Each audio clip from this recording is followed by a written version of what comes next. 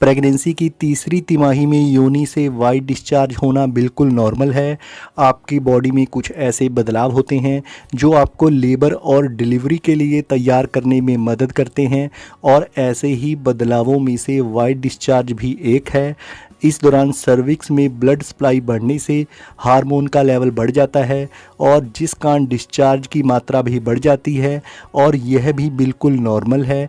लेकिन अगर आपको इसका रंग और टेक्सचर असामान्य नज़र आए, इसमें तेज़ स्मेल महसूस हो और इसका रंग गहरा पीला, हरा या भूरा हो, पेशाब करने में जलन हो, योनि में खुजली हो, योनि मार्ग में रेडनेस आ गई हो, तो ऐसे में आपको अपनी डॉक्टर से ज़रूर बात करनी चाहिए, क्योंकि यह बैक्टीरियल इन्फेक्शन का कारण भी हो सकता है। और अगर इसका समय पर उपचार ना किया जाए तो यह प्री मैच्योर डिलीवरी का कारण भी बन सकता है। तो ऐसे लक्षण दिखने पर अपनी डॉक्टर से ज़रूर बात करें। दोस्तों, प्रेगनेंसी की तीसरी तिमाही में वाइट डिस्चार्ज ज़्यादा होना शुरू हो जाता है, क्योंकि इस समय तक शिशु का काफ़ी हद तक विकास हो चुका होता है, और ऐसे में शिशु के सर से गर्भाशय पर दबाव पड़ता है, जिस कारण ये डिस्चार्ज ज़्यादा होता है। इस दौरान योनि से होने वाले नॉर्मल डिस्चार्ज का रंग वाइट या इसमें हल्का पीलापन होता है, और इसमें स्मेल नहीं होती। लेकिन जैसे जैसे प्रेगनेंसी का आखिरी समय यानी कि डिलीवरी की तारीख नज़दीक आने लगती है, तो डिस्चार्ज में भी बदलाव होने लगता है, और ऐसे में आप ब्लड के साथ गाढ़ा वाइट डिस्चार्ज महसूस कर सकती हैं।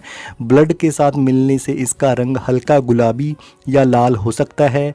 इस दौरान डिस्चार्ज के साथ हल्की ब्लीडिंग भी दिख सकती है, और देखने में यह बलगम की तरह हो सकता है, और ये इस बात का संकेत है कि सर्विक्स यानी कि गर्भाशय ग्रीवा प्रसव के लिए तैयार हो रही है।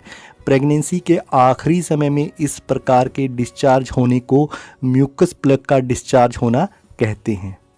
दोस्तों, प्रेगनेंसी के दौरान म्यूकस प्लग सर्विक्स के मुंह को बंद करके रखता है, ताकि गर्भाशय में किसी तरह का बैक्टीरिया प्रवेश ना कर सके।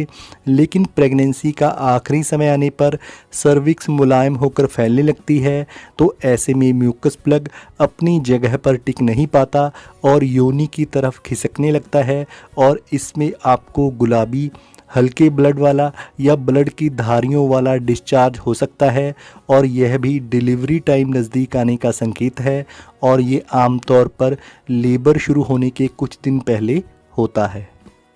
दोस्तों, तीसरी तिमाही के दौरान वाइट डिस्चार्ज की मात्रा बढ़ने के कारण आपको पैड भी पहनना पड़ सकता है। ऐसे में आप कुछ तरीके भी आजमा सकती हैं जो कि डिस्चार्ज के कारण इन्फेक्शन रोकने में मदद कर सकते हैं, जैसे कि दिन में 2 बार योनि को पानी और आपकी डॉक्टर द्वारा दिए गए मेडिकेटेड साबुन से ज़रूर धोएं। हो सके तो पेशाब करने के बाद पानी से योनि को धोएं। योनि को धोने के बाद हमेशा आगे से पीछे की ओर साफ़ करें। इस दौरान कॉटन की पैंटी पहनें, और दिन में कम से कम 2 बार पैंटी ज़रूर बदलें। ऐसे में पैड का उपयोग करना आपको सूखा रखने और आरामदायक महसूस करने में मदद करेगा। अगर आपको योनि के आसपास खुजली, रेडनेस या सूजन है, तो खुद कोई भी दवा का इस्तेमाल ना करें, बल्कि अपनी डॉक्टर से सलाह लें। दोस्तों, जैसा कि मैंने पहले बताया कि प्रेगनेंसी की तीसरी तिमाही में वाइट डिस्चार्ज होना नॉर्मल है, लेकिन अगर आपको कुछ भी असामान्य लक्षण दिखें, जैसे कि यदि डिलीवरी डेट से पहले बहुत ज़्यादा डिस्चार्ज हो रहा है, पैंटी लगातार गीली रहती है, तो अपनी डॉक्टर को ये बात ज़रूर बताएं। अगर योनि से पानी जैसा डिस्चार्ज या रिसाव लगातार हो, और इस तरह के असामान्य रूप से डिस्चार्ज के कारण आप लगातार योनि में गीलेपन का अनुभव कर रही हों, इसका कारण एमनियोटिक वाटर का रिसाव या फिर पानी की थैली यानी कि एमनियोटिक सैक का फटना भी हो सकता है, तो ऐसे में तुरंत डॉक्टर के पास जाएं। दोस्तों, प्रेगनेंसी के दौरान वाइट डिस्चार्ज बहुत बड़ी चिंता का कारण नहीं होता, लेकिन अगर आपको कुछ भी असामान्य महसूस हो, अगर ये डिस्चार्ज बहुत ज़्यादा होने लगे और इसमें तेज़ बदबू आए, या डिस्चार्ज के कारण आपको बेचैनी या असहजता महसूस हो, तो आप अपनी डॉक्टर से ज़रूर बात करें।